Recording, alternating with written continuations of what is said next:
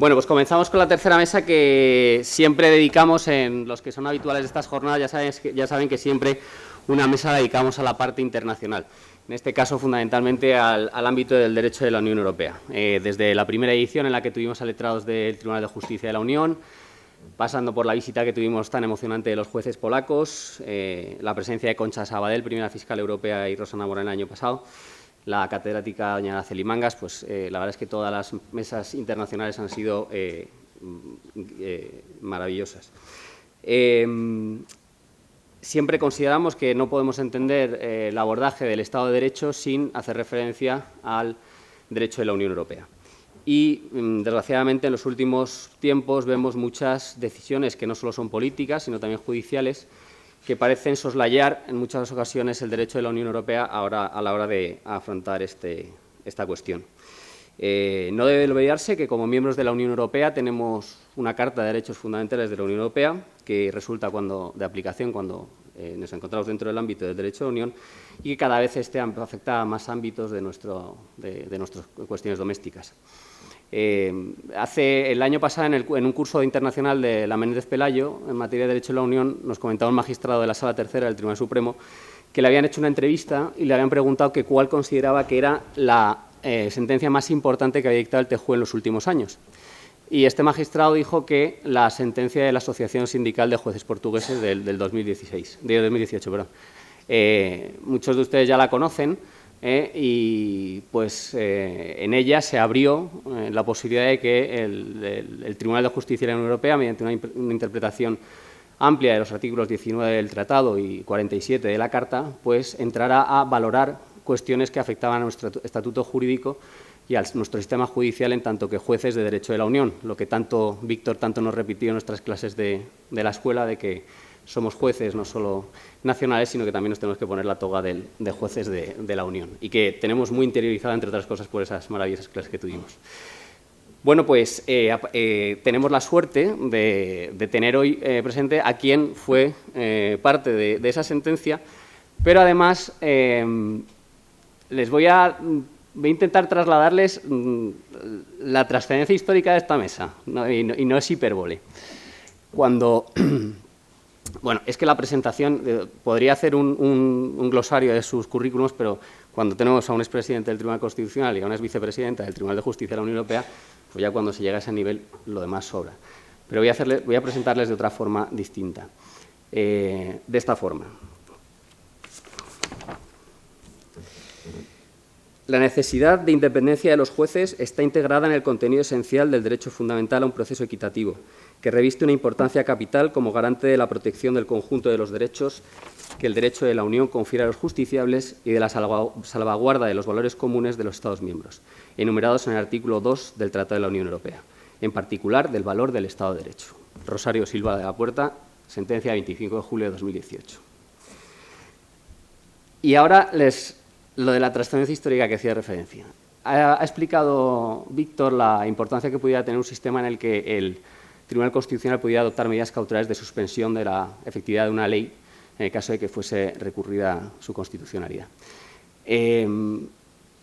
Creo que no exagero si digo que el hito más importante en la defensa del Estado de Derecho que se ha llevado a cabo en los últimos años ha sido impulsada por nuestros colegas polacos, que nos dieron una lección cuando vinieron a hablarnos, pero cómo cogió el guante el Tribunal de Justicia de la Unión Europea. Y en un auto que para mí me parece histórico, en el asunto me parece que era 619-18, en un auto histórico que no estábamos acostumbrados, porque precisamente aquí en el Tribunal Constitucional no se hace, el Tribunal de Justicia de la Unión Europea suspendió las leyes de reforma de la edad de jubilación de los jueces polacos del Tribunal Supremo, suponiendo un antes y un después en la defensa del Estado de Derecho y la trascendencia del Tribunal de Justicia de la Unión Europea a partir de ese momento. De hecho, en las siguientes sentencias así lo ha ido haciendo y ha ido mitigando en gran medida los efectos perniciosos de esa deriva iliberal de Polonia. Pues bien, la ponente de ese auto primero, de ese auto que podemos decir como germinal, fue doña Rosario Silva de la Puerta. Solo por eso me gustaría que fueran conscientes de la trascendencia que para nosotros tiene doña Rosario. Y, en segundo lugar, digo, el Poder Judicial del Estado miembro es también funcionalmente Poder Judicial de la Unión, por lo que la articulación a la que sirven aquellos principios no opera ya respecto de sistemas normativos y de autoridad separados y distintos, sino en relación con un poder en cuyos actos se reducen a unidad las normas que aquellos sistemas concurrentes. Don Pedro Cruz Villalón, conclusiones de abogado general de 9 de septiembre de 2010. Con estas dos referencias, yo preparando esta mesa he estado leyéndoles mucho sus sentencias, sus conclusiones. Puedo asegurarles que son personas que creo, no hay que equivocarme, miran con respeto la función judicial y con un punto de cariño. Entonces, mi agradecimiento, mi admiración por estar aquí, y ya les doy paso para que doña Rosario nos hable fundamentalmente de la capacidad y la libertad de los jueces españoles a la hora de interponer cuestiones prejudiciales. Muchas gracias, Francisco, y gracias por haberme invitado a participar en esta mesa junto con mi buen amigo Pedro Cruz. Como todos sabemos, el sistema jurisdiccional de la Unión Europea se caracteriza por ser un sistema descentralizado, en el que, como ya dijo el Tribunal en su dictamen 109 sobre la patente comunitaria, los jueces nacionales desarrollan con el Tribunal de Justicia una función que tienen atribuida en común, que es garantizar el respeto del derecho en la interpretación y aplicación de los tratados. Para que esta función compartida funcione, es necesario un mecanismo, que es la cuestión prejudicial, que los autores del Tratado CECA se inventaron y que realmente, como siempre repite el Tribunal, es la piedra angular del mecanismo de la cooperación judicial. Esta cuestión prejudicial es un instrumento de colaboración entre el juez nacional y el Tribunal de Justicia.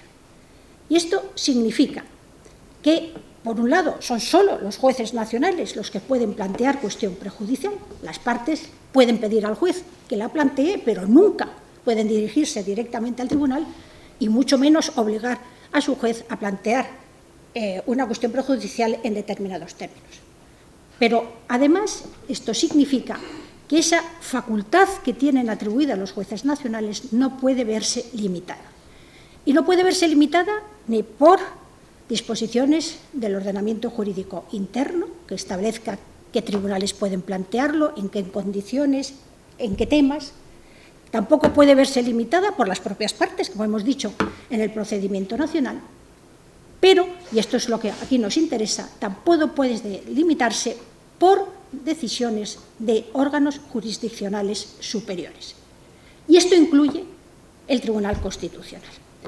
Y para que veamos claramente lo que el Tribunal de Justicia ha dicho en estas relaciones, tribunales ordinarios, Tribunal Constitucional, en cuanto al planteamiento de la cuestión prejudicial, voy a referirme a 4 sentencias. La primera es la sentencia de 27 de junio de 1991 en el asunto C-348-89 Mecanarte. Se trataba de una cuestión prejudicial planteada por el Tribunal Fiscal Aduanero de Oporto en relación con la interpretación de 2 reglamentos relativos a la recaudación a posteriori del derecho de aduanas. Pero había una última pregunta, la séptima, que se refería específicamente a este problema, relación cuestión de constitucionalidad, cuestión prejudicial. El Tribunal Aduanero de Oporto quería saber si el órgano jurisdiccional nacional que comprueba la inconstitucionalidad de una disposición nacional carece de la facultad de plantear al Tribunal de Justicia una cuestión prejudicial, porque en el momento en que se compruebe que hay una disposición inconstitucional, entonces ya no tiene la posibilidad de plantearse si existe o no una incompatibilidad con el derecho de la Unión. El Tribunal responde a esta cuestión en base a 2 elementos. El primero es la amplísima facultad de la que gozan los jueces nacionales para plantear cuestiones prejudiciales. Vamos a ver que este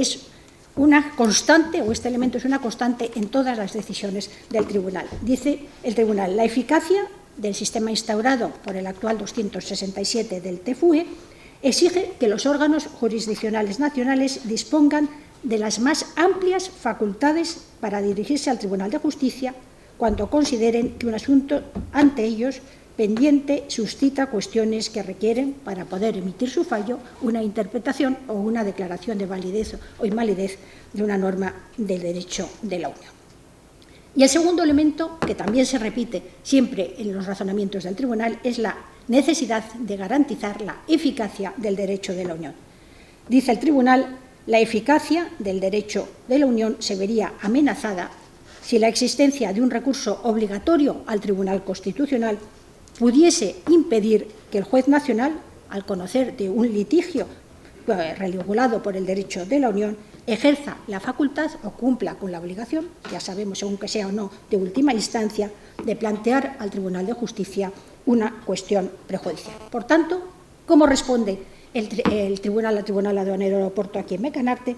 Dice que un órgano jurisdiccional nacional que conoce de un litigio relacionado con el derecho de la Unión y que comprueba la inconstitucionalidad de una disposición nacional no está privado de la facultad ni exento de la obligación de plantear cuestión prejudicial al Tribunal de Justicia. Esta es la primera sentencia en la que el Tribunal se pronuncia sobre esta relación, cuestión de constitucionalidad y cuestión prejudicial.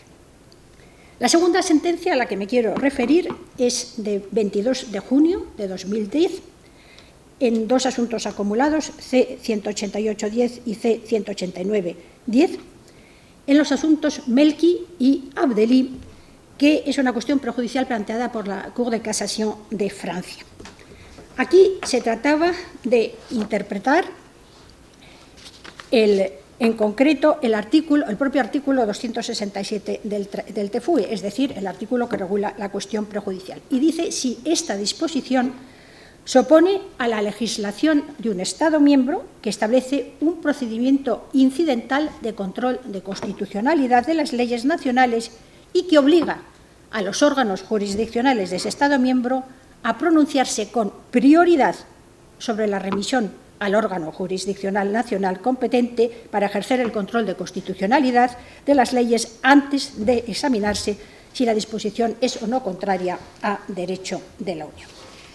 El Tribunal aquí se basa para contestar en 4 elementos. El primero es otra vez la amplísima facultad de la que gozan los órganos jurisdiccionales nacionales para plantear cuestión prejudicial.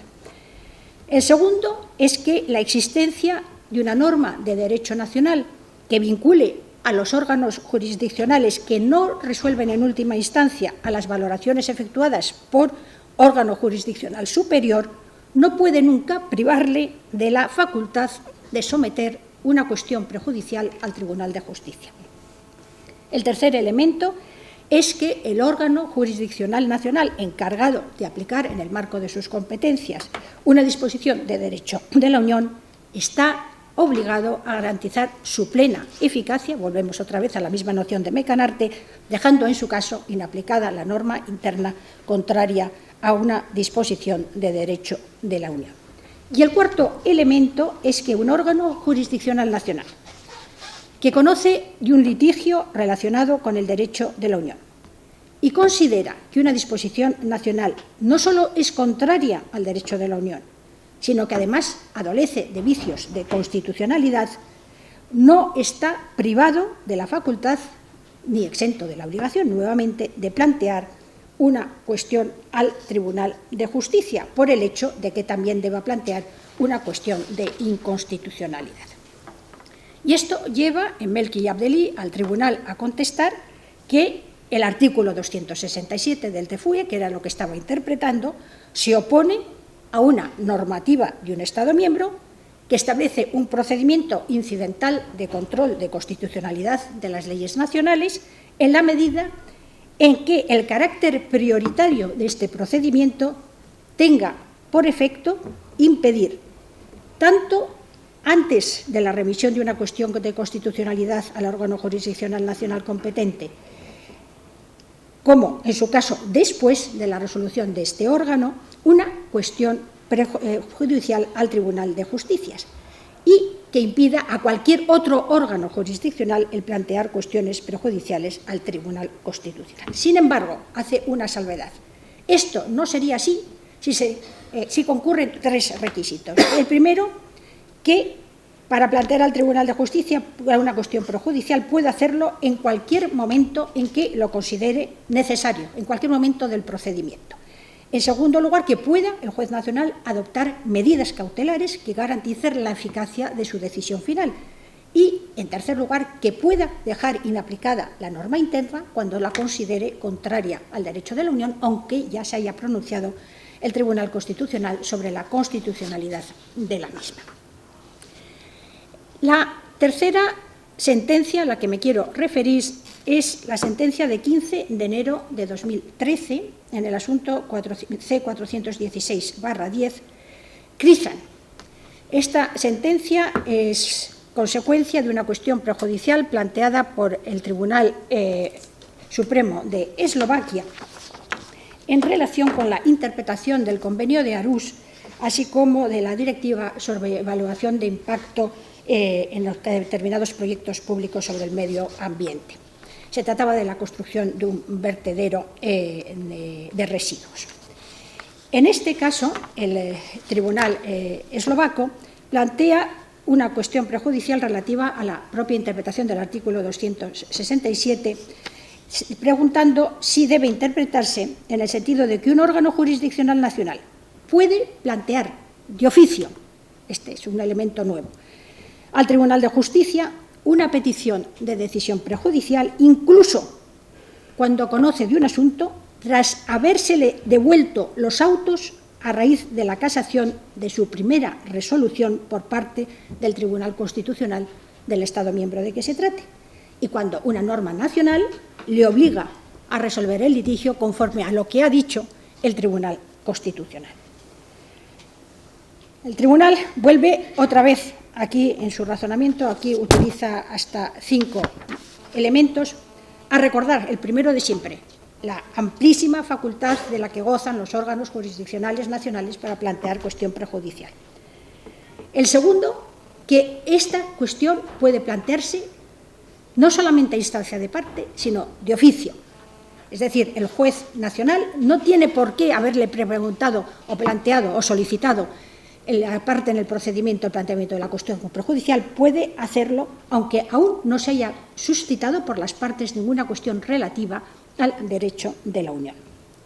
En tercer lugar, que la existencia de una norma de derecho nacional procesal no puede poner en entredicho la facultad que tienen los órganos jurisdiccionales nacionales de plantear al Tribunal de Justicia cuestiones prejudiciales. En cuarto lugar, que una norma de derecho nacional, en virtud de la cual las valoraciones efectuadas por el órgano jurisdiccional superior vinculan al órgano inferior, no le puede privar en ningún caso de la facultad de plantear una cuestión prejudicial. Es decir, el tribunal dice tiene que tener nuevamente la libertad de someter al tribunal todas las cuestiones que él considere oportunas. Y por último, que el juez nacional que ha ejercido la facultad que le otorga el artículo 267 del TFUE está vinculado a la hora de resolver el asunto por la decisión del Tribunal de Justicia, es decir, no puede nunca resolver en contra de lo que el tribunal le ha dicho sobre la base de la interpretación o de la declaración de validez en una cuestión prejudicial. Y si considera que en base a esa interpretación la norma nacional es contraria al derecho de la Unión, tendrá que dejar inaplicada esa norma. Por tanto, responde el tribunal que la norma nacional que obliga en este caso al Tribunal Supremo eslovaco a seguir la apreciación jurídica de su Tribunal Constitucional no impide al juez remitente, es decir, al Tribunal Supremo, plantear al Tribunal de Justicia una petición de decisión prejudicial en cualquier momento del procedimiento que considere oportuno y dejar en su caso de lado las apreciaciones efectuadas por el Tribunal Constitucional. Y también hacemos una aclaración aquí, porque sabemos que la obligación de plantear cuestión prejudicial es para los órganos de última instancia, mientras que el resto de aquellos cuyas decisiones son susceptibles de un ulterior recurso de derecho interno solamente están facultados. Pues aquí también el tribunal matiza qué es lo que se entiende por órgano de última instancia y considera que la existencia de la posibilidad de plantear una cuestión ante el Tribunal Constitucional no transforma al órgano de la jurisdicción ordinaria de última instancia en órgano de primera instancia y, por tanto, se trataría, en este caso, el Tribunal Supremo, aunque exista la posibilidad de un recurso ante el Tribunal Constitucional, sigue siendo órgano de última instancia a la hora de plantear cuestiones prejudiciales. La última sentencia a la que quiero referirme es la sentencia de 22 de febrero de 2022 en el asunto C-430-21, que es el asunto RS. Es una cuestión prejudicial planteada por el Tribunal Superior de Craiova, que está en Rumanía. Aquí la cuestión prejudicial era bastante más amplia, porque entraba en juego la interpretación del artículo 19, apartado 1 del TUE, el artículo 2, que sabemos que establece los principios y valores de la Unión, y todo ello en relación con el artículo 47 de la Carta.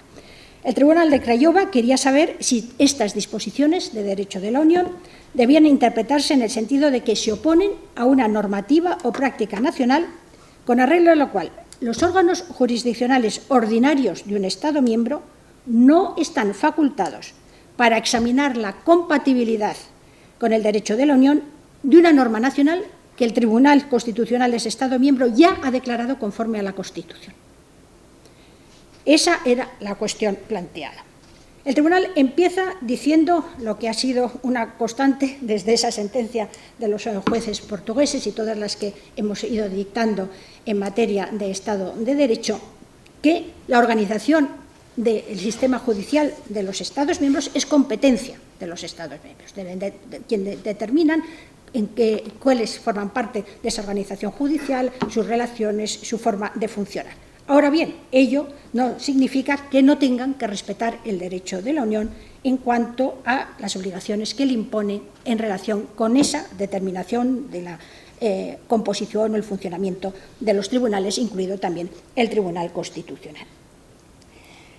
El Tribunal entiende que el artículo 19 no se opone a una normativa o práctica nacional con arreglo a la cual los órganos jurisdiccionales ordinarios de un Estado miembro están obligados a seguir lo que les ha dicho el Tribunal Constitucional.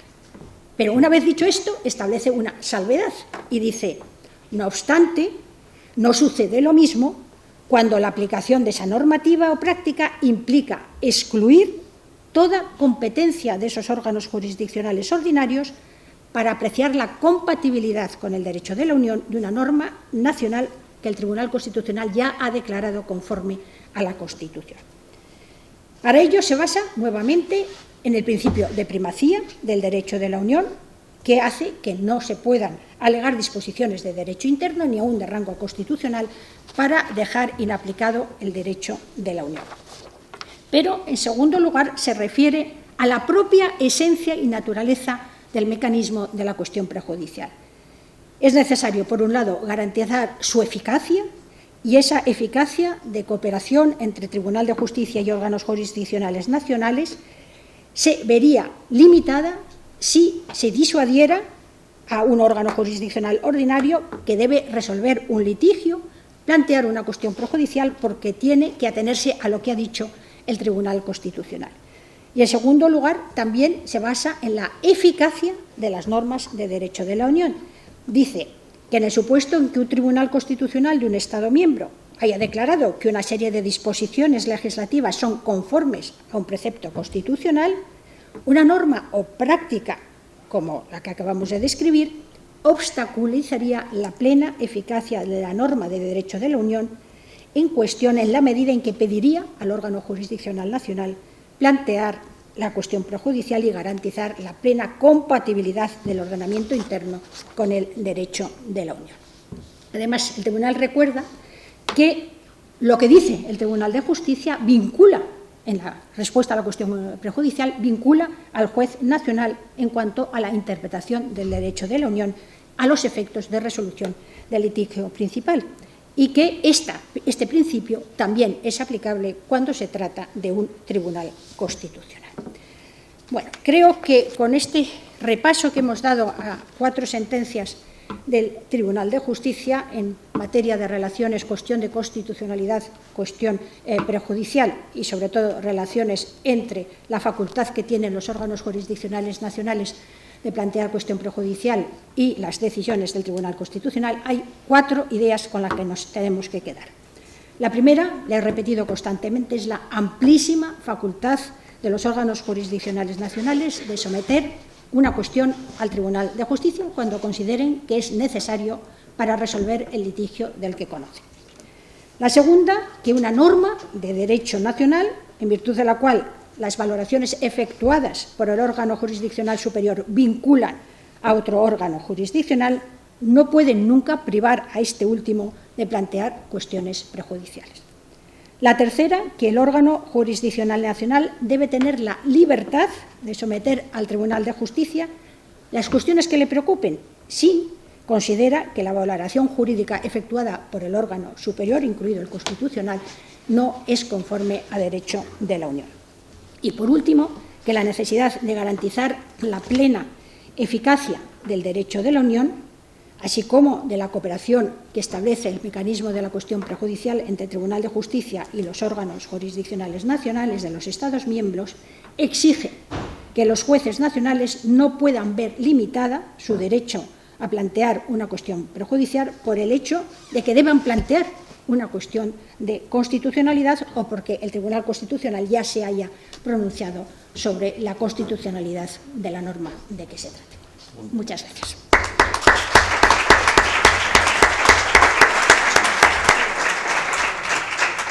Muchas gracias, doña Rosario. Pues para rematar, claro, todo esto me lleva a hacerle una pregunta que entenderé que a lo mejor por prudencia no quiera responder, pero se la tengo que hacer como moderador de esta mesa. Con todo lo que nos acaba de decir, ¿cómo valora la providencia que el Tribunal Constitucional remitió a la Audiencia Provincial de Sevilla solicitándole información, o no sé los términos exactos en los que lo hizo, pero... Creo que está claro de lo que he dicho. No hay que dar muchas vueltas. Es obvio que el juez puede plantear siempre que quiera una cuestión prejudicial y no se le puede limitar su derecho. O sea que si se lo hubiera limitado, hubiéramos hecho una cosa que no está bien, simplemente, y creo que nos podríamos haber encontrado con un procedimiento de incumplimiento contra España. Muy bien, pues muchas gracias. Si quieren hacer, o pasamos a don Pedro, y si luego al final queremos hacer... don Pedro, don Pedro tiene la doble condición para las jornadas de este día estupendas de presidente del Tribunal Constitucional y haber sido abogado general también en el TJUE. Nos va a hablar fundamentalmente desde ese punto de vista de una cuestión que hemos señalado importante, porque en la medida que el Estado de Derecho es valor de la Unión y también es obviamente valor de nuestra Constitución, la coordinación entre los dos tribunales se antoja que parecería algo natural. Y como sabrán, o si no lo saben, el Tribunal Constitucional ha planteado el ingente número de cuestiones prejudiciales en estos 39 años de integración de uno. Entonces, claro, así el diálogo es complicado. En todos nuestros manuales de Derecho de la Unión Europea nos decían el diálogo entre tribunales con la cuestión prejudicial, y el diálogo aquí pues es un poco parco en palabras, por lo menos. Entonces, bueno, a ver si sobre este particular nos puede ilustrar don Pedro. Muchas gracias por su... Vale. Bueno, yo creo que, para empezar, estoy de acuerdo con la brevísima respuesta de Rosario a la pregunta, que no ha sido del todo una sorpresa. y la pregunta un poco ahora, Rosario, bueno, ¿y la justicia constitucional española qué? ¿No? Y claro, eso está ahí en el aire, pues porque hay el mito de que la jurisdicción de la Constitución constituye una especie de cápsula, ¿verdad?, que está ahí y que puede estar ahí, digamos, vagando por el universo jurídico y puede permitirse, ¿no?, tal, ¿no?, incluso la excepcionalidad muy cerca, la excepcionalidad de la cuestión alemana, ¿no?, famosísima, y va en la misma línea, ¿no? Yo, la verdad, tengo que empezar diciendo que estoy muy contento de estar aquí en esta asociación profesional de jueces. Por cierto, la Constitución la califica de profesionales, ¿no?, profesionales. Y yo creo que sobre eso hay que reflexionar mucho, ¿eh? Yo creo que se interpretó mal. Y brevísimamente, la circunstancia de que en nuestra transición y antes hubiera una asociación de jueces por la democracia, por tanto, ideológica. Un poco decir, bueno, y ahora que viene la Constitución ya no, tenemos que disolvernos. Y yo creo que ese precedente fue desgraciado. Y aún así la Constitución dijo asociación profesional, un poco como esta famosa sentencia portuguesa, asociación sindical. ¿No? ¿Comprendes? Sí. Yo no simpatizo en absoluto con la idea del ideario en estas asociaciones profesionales, porque es mi opinión personal, pero ¿cuándo lo iba a decir? No en esta ocasión. ¿Vale? Otra reflexión, ¿no?, al hilo de la insistencia de mi compañero y amigo Víctor, de las dos togas. Efectivamente, dos togas, pero yo procuraría, a mí se me ocurre una cosa, en vez de dos togas, que las togas españolas llevasen el babero blanco que tienen los jueces de Luxemburgo. Ese babero blanco que te puedes pasar los años que sea y siempre te tienen que ayudar a ponértela los... Porque es así, los jueces no tienen, esto no es, digamos, teología de dos personas y tal y cual, ¿no? O una persona, dos naturalezas, lo que sea. Bien. Y luego una idea que también para mí es bastante querida, y es que nosotros estamos en un espacio constitucional europeo, y que en ese espacio constitucional europeo hay una amalgama constitucional que se proyecta de manera diferente sobre cada Estado, de tal manera que la constitucionalidad de cada Estado miembro se rige por una dualidad que está llamada a integrarse. Y eso se puede explicar perfectamente. Yo he tenido ocasión de explicarlo en varias publicaciones. Pasa que en España solo está en mi edición de un texto de Niklas Luhmann, en la parte final. Pero bueno, ahí está. Y yo creo que eso es básico. O sea, asumir, interiorizar con tanta intensidad como el hecho de que el juez español es juez de la Unión, el hecho de que la Constitución es el resultado hoy día en cada Estado miembro de una amalgama y que hay que darse cuenta de eso y hay que funcionar así, y eso irá con y con esto iré luego a mi última reflexión. Lo que yo iba a exponeros muy resumidamente está en mi ponencia de la Asociación de Letrados del Tribunal Constitucional del año 24 en Málaga, cuyas actas están saliendo en estos días. Y a ella me remito, sobre todo teniendo en cuenta que esas actas no tienen una difusión absolutamente extraordinaria, ¿no? Entonces, yo ahí iba, y se lo comenté a los organizadores de este cuarto foro, o como lo esté llamando, yo iba ahí al Estado de Derecho, que es el tema de aquí, ¿no? Y cómo el Estado de Derecho hoy día en España está llamado a funcionar. Y voy a eso del espacio constitucional. Estado de Derecho, pues, es tan europeo como nacional y de manera inescindible, y los problemas que eso tiene. Yo ahí siempre cito una frase que digo que tendría que estar grabada en piedra a la entrada del Tribunal de Justicia o de aquí, ¿no? Cuando en las sentencias del grupo ecologista parlamentario LDR contra el Parlamento Europeo, en un momento determinado se dice que la Comunidad Económica Europea de aquel tiempo es una comunidad de derecho en la medida en que ni sus Estados miembros ni sus instituciones pueden sustraerse al control de conformidad, se entiende de naturaleza judicial ese control, de la conformidad de sus actos, unos y otros, con la Carta Constitucional fundamental que constituye el Tratado de la Comunidad Económica Europea en la época. Esta frase es fundacional para todo lo que concierne al Estado de Derecho. Enseguida, cuando lo que tengamos sea la unión, se dirá unión de derecho. Y el estatuto constitucional que se le da al derecho primario de la Unión. Porque de ahí va a venir todo, va a venir la proclamación de la sujeción de los actos de las propias instituciones de la Unión como de los actos del Estado.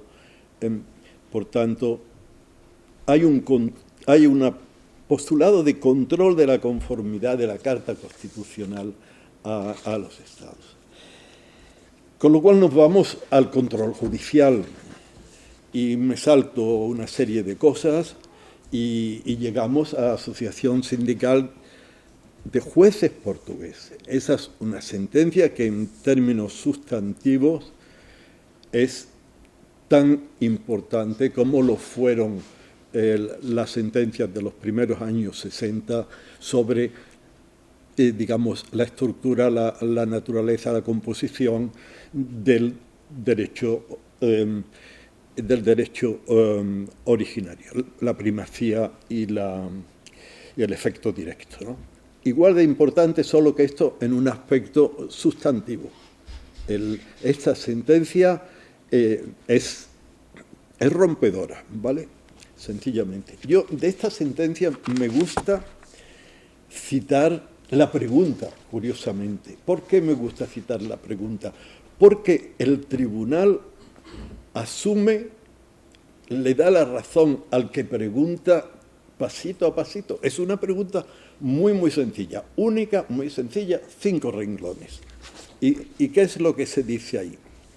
Habida cuenta de las exigencias imperativas de supresión del déficit presupuestario y de la ayuda financiera regulada por las disposiciones del derecho de la Unión, debe interpretarse el principio de independencia judicial consagrado en el artículo 19.1.2 de JUE y en el 47 de la Carta, en el sentido de que se opone a las medidas de reducción salarial aplicadas a los magistrados en Portugal por imposición unilateral y continuada de otros poderes u órganos constitucionales.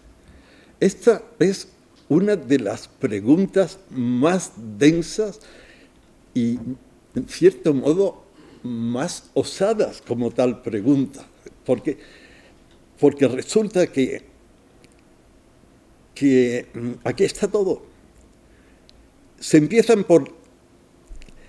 aludiendo a las exigencias imperativas de supresión del déficit presupuestario, porque esta referencia explicará el que al final se diga que lo ocurrido en Portugal fue correcto. A continuación se dice, hay que interpretar el principio de independencia judicial, y primero dice, consagrado en el artículo 19.1.2. Esto lo dice como si dijéramos out of the blue, ¿no? Consagrado en el artículo 19.1.2 y el 47, pero el tribunal no utilizará el 47, en el sentido de que se opone a las medidas de reducción salarial aplicadas a los magistrados por imposición unilateral y continuada de otros poderes. ¿Y aquí qué pasa? De nuevo lo mismo, no se les dará razón a los miembros del Tribunal de Cuentas, que eran los que estaban en el origen. Pero sí se declara que efectivamente una reducción salarial a los jueces nacionales puede ir en contra de la independencia judicial. Se dice, en un momento dado, el hecho de que los magistrados perciban un nivel de retribuciones en consonancia con la importancia de las funciones que ejercen constituye una garantía inherente a la independencia judicial que declara el Tribunal de Justicia. El nivel de retribuciones. Y se dice, sí, ¿qué es lo que se está implicando? Pues de momento, inmediatamente, que el nivel de retribuciones de los jueces en cada uno de los Estados miembros no es algo ajeno al derecho de la Unión. Y a partir de ahí vendrá todo lo que yo llamo la sentencia seminal, en la que tanto protagonismo tuvo nuestra vicepresidenta, Comisión Polonia, reducción de la edad de jubilación acompañada de excepciones discrecionales por parte del presidente de la República o el ministro de Justicia, y ahí es donde efectivamente aquello es ratio decidendi 100%, ¿no? Y no tengo que contar la historia, se ha contado mucho, cuál ha sido la continuación de todo esto, la cantidad de cosas que a partir de ahí se han desarrollado, no solo la reducción de la jubilación, sino el tema de las salas disciplinarias, Consejo Nacional del Poder Judicial, etcétera, incluso alguna de Derecho Procesal Nacional. Y así es como estamos más o menos hasta hoy. Está pendiente de que el tribunal resuelva un asunto delicado, ¿verdad?, que es la 448-23, de la cual hay ya conclusiones del abogado general. Spielman, ¿puede ser? Quizá, no sé. Sí. Y desde marzo pasado, es decir, cuando el Tribunal Constitucional polaco dice patentemente, miren ustedes, esta no es la unión a la que nos adherimos con arreglar nuestra Constitución, etcétera, etcétera. Habrá que responder. La respuesta anticipada del abogado general es, digamos, inequívoca, y yo no creo que el Tribunal de Justicia tenga muchas dudas. Otra cosa es cómo lo redacte, ¿no? Eso es distinto. Y bueno, dicho todo esto como antecedente del tema nuestro, el del nuestro Tribunal Constitucional, de lo cual pues Víctor, por ejemplo, ya ha anticipado algunos temas problemáticos. Aquí lo que tenemos es una historia muy, muy antigua, en la que yo en este artículo me reconozco culpable o falto de sensibilidad en su día, en el año 91, la 29-91, cuando se dijo lo de infraconstitucional y todo eso, ¿no? Pero la realidad es que esta sentencia, 27 o 29, perdonadme, 91, pues el tribunal la sigue utilizando como punto de partida a la hora de enfrentarse, notablemente, porque es a esto a lo que quería referirme sobre todo, las tres sentencias recientes en las que se ha abordado la reforma que hubo creando este llamado Consejo del Poder Judicial en funciones, y cómo esto se recurrió, cómo se resolvió primero el recurso de Vox, y eso fue la 128-23, a continuación ya la 15-24 y por último la 139-24, ya al final del año pasado. Ahí es curioso que los votos particulares introducen el tema europeo en la primera, la de Vox, siendo así que Vox no había hecho un enfoque, digamos, europeo. Con lo cual, cuando se trata de abordar el tema europeo en las otras dos, los votos particulares, aquellos se repescan y hay una simple remisión y no se extienden en absoluto. Yo lo que quiero señalar de estas sentencias es, en primer lugar, cómo todavía se cita a la 28-91, que yo aquí digo que podría estar en el baúl de los recuerdos, ¿no? Y entonces, a partir de ahí señalo un poco las contradicciones que hubo en toda esta historia, porque a mí me parece que nos tragamos demasiado fácilmente el que la reforma legislativa privaba a aquel Consejo de la facultad de proponer a dos vocales del Consejo General del Poder Judicial. porque eso no está en la ley. En la ley hay un enunciado de las que tiene, pero no es que diga al final única y exclusivamente o va de reto, no. La ley no se atreve a decir, a pronunciarse sobre la supresión que quiere hacer, con lo cual se podría haber dicho que aquella ley, como no podía ser menos, lo era sin perjuicio de una facultad directamente declarada por la Constitución, como es la de que el Consejo propusiera a 2 magistrados sobre 12, y que eso no había estado que ha estado siempre en vigor, con lo cual la devolución fue declarativa, porque estuvo ahí siempre, directamente. Pero bueno, esto es un inciso. En lo que quisiera insistir es en que la sentencia, la segunda de ellas, empieza diciendo esto no es cuestión constitucional, bla, bla, bla, bla, bla, bla, y de pronto dice, ahora bien, hay que tener en cuenta que la independencia judicial consta tanto en el derecho de la Unión como en el derecho español. Y como consta y como está ahí, pues entonces dice que eso no es óbice, simplemente para que lo examinemos desde esa perspectiva, no es óbice. No, nada se opone, algo así dice, nada se opone. Y entonces, ¿qué pasa? Pues que pasa revista, yo creo que un poquito desacertadamente, al derecho de la Unión, pero él lo que está diciendo es que eso lo hace, por así decir, ex abundancia cordis, por generosidad, ¿vale? Con lo cual, lo mete y no lo mete, pero sin en ningún momento decir, es que yo tengo que examinar eso. Dice que no hay inconveniente, es lo que dice, literalmente, y es así como está. Entonces la cuestión está ahí planteada, está planteada con el valor Estado de Derecho e Independencia, está planteada, por supuesto, de antes con la Carta, porque el capítulo de la Carta también está ahí, bastante cogido con alfileres, y yo ahí me llego a la parte final, 5 minutillos más, de esta ponencia, donde planteo una cuestión que creo que poco a poco hay que ir planteando. Y lo planteo de forma un poco provocativa, diciendo que el Tribunal Constitucional se ha tomado demasiado en serio su condición de juez de la constitucionalidad. ¿Y por qué?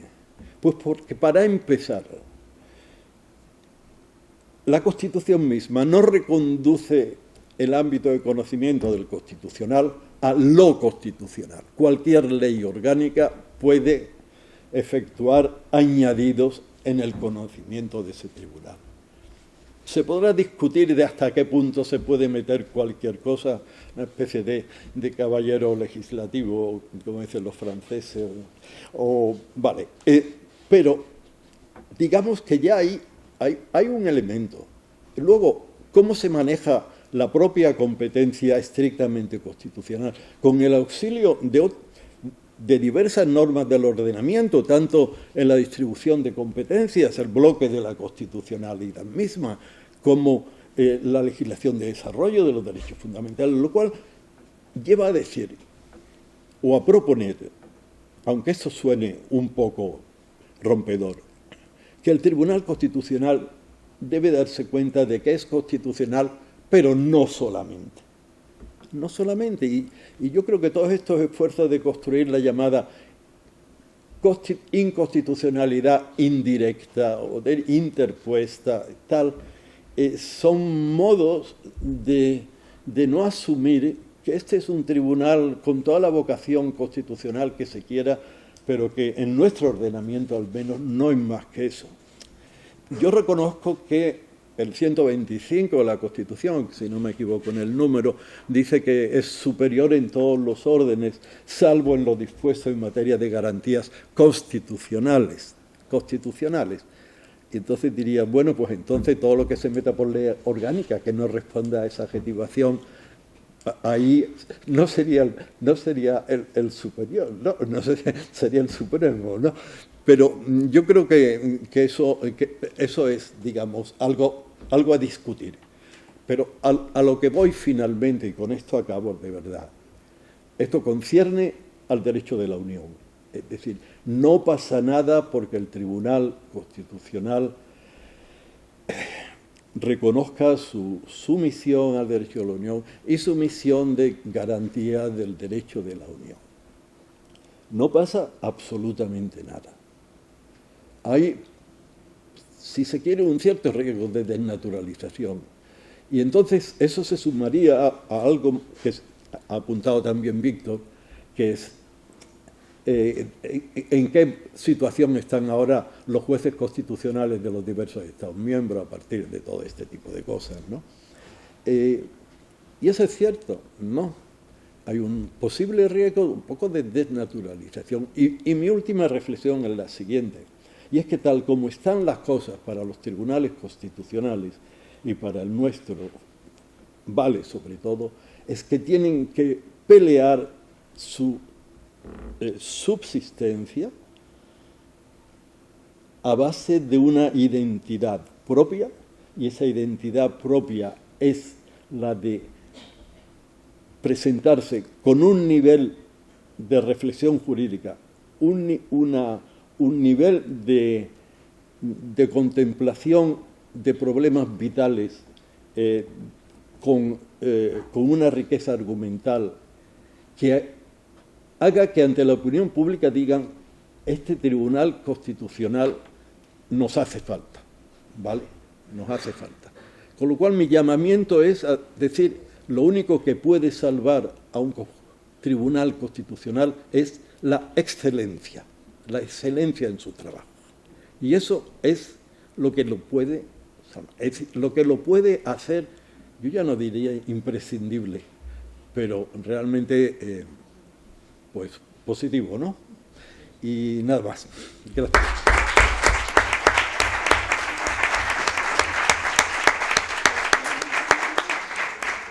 Pues muchas gracias, don Pedro. Yo me quedo con este final, efectivamente, y utilizando, yo creo, palabras de Víctor, me parece, no sé si se lo he leído, es decir, ¿qué quiere ser el Tribunal Constitucional de mayor? Creo que lo dijo, dice, ¿qué quiere ser de mayor? Y efectivamente, digo, a lo mejor tiene que asumir su papel de coordinación sin complejo con el Tribunal de Justicia de la Unión Europea, asumiendo la primacía en determinados casos del Tribunal de Justicia, pero sobre todo de una forma que garantice la confianza ciudadana mediante la excelencia, efectivamente, porque también le he leído a usted que en las últimas deliberaciones sabíamos ya cuál iba a ser el texto de la sentencia sin... Claro, dice, la excelencia, le he anotado, surge de, entre otras cosas, la reflexión jurídica. Claro, digo, sin esa deliberación, pues mal podemos llegar a esa excelencia, ¿no, don Pedro? Sí, yo creo que lo he dicho de manera suficientemente directa. Muy bien. Pues, ¿alguien quiere hacer alguna aportación o alguna pregunta para antes de terminar? Creo que tenemos... Sí, un par de minutillos sí que tenemos. Antes tienes que tener un litigio nacional donde sea necesario para resolver el litigio nacional. O sea, lo que no puede un juez nacional es nunca plantear cuestiones hipotéticas al Tribunal de Justicia. Es exclusivamente porque necesita esa interpretación para resolver el litigio del que conoce. Entonces, mientras que no haya un litigio a nivel nacional donde eso intervenga, ese elemento intervenga, no se puede plantear la cuestión prejudicial.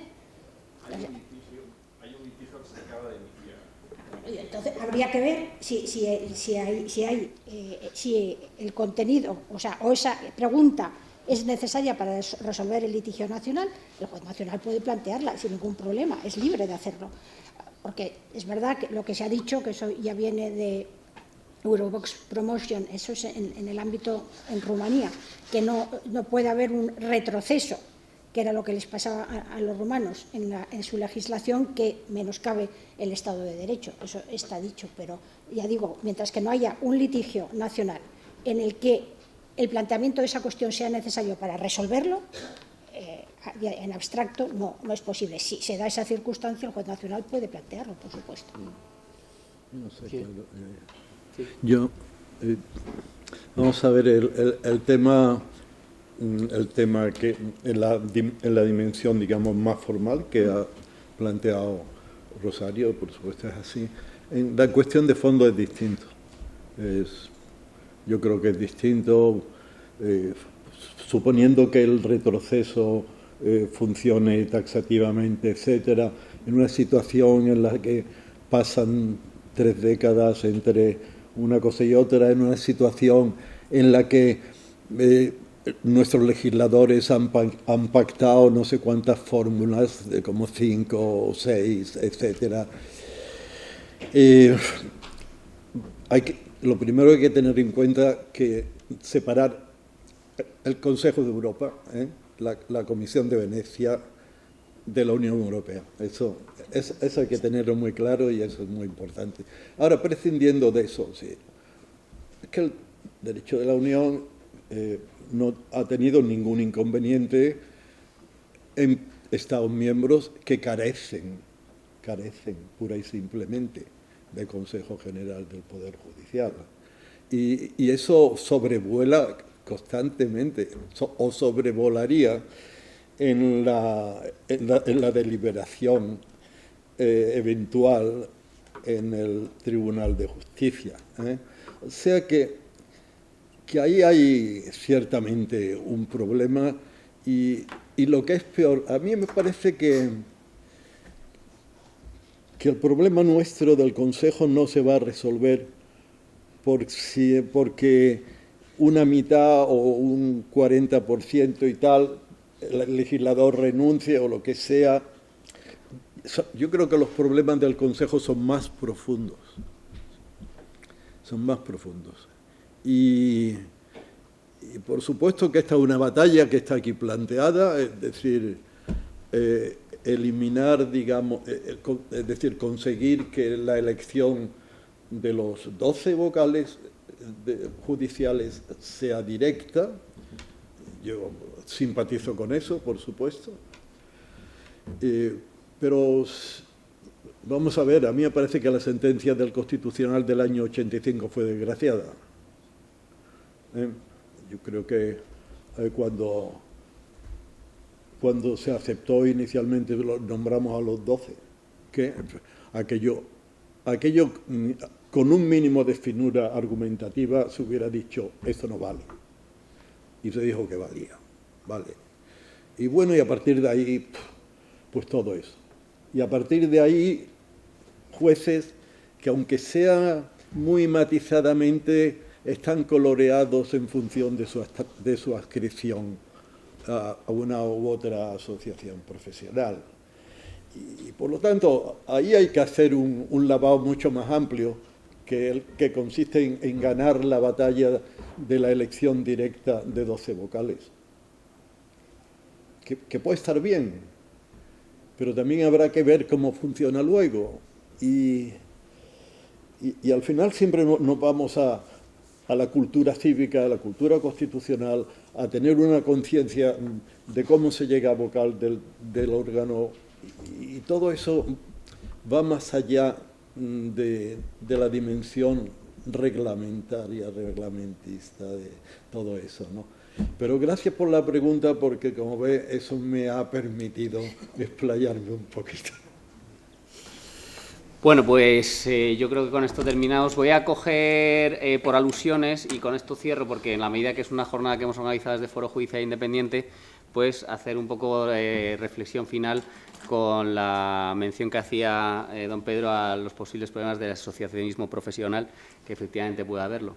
Pero quiero recordar a todos los presentes que nuestra asociación, aunque es minoritaria, es la única asociación desde su fundación que no presenta candidatos a vocales del Consejo General del Poder Judicial, porque precisamente creemos que el sistema que se sigue ahora no es el que se validó por el Tribunal Constitucional en el año 86, que quedaba condicionado que no hubiera un reparto partidista de los vocales. En la medida que creemos que eso es lo que ocurre, no presentamos vocales y somos la única asociación que no lo hacemos. Efectivamente. Y en nuestro ideario...